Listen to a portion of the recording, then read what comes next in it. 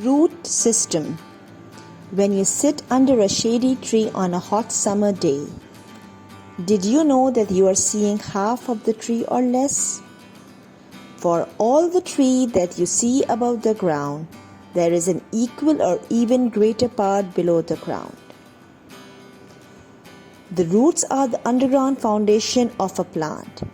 This is the reason a tall, massive tree is not blown away by strong winds and rain. Roots anchor the plant and help absorb water and minerals. Roots also help transport these materials to other parts of the plant. Some roots, such as those of carrot and beet, also store food. There are two types of root system that plant can have: taproots and fibrous roots. A taproot system has one large main root that grows straight down into the soil.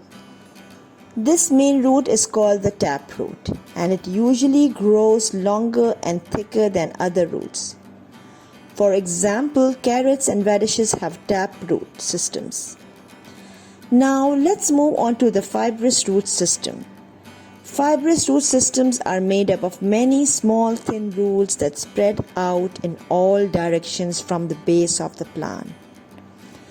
These roots are called fibrous roots because they form a dense branching network.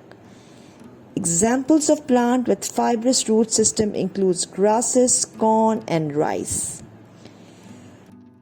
Both types of root systems have their advantages. Taproots can grow deeper into the soil, which helps the plant access water and nutrients deep in the ground. On the other hand, fibrous roots can spread out more widely.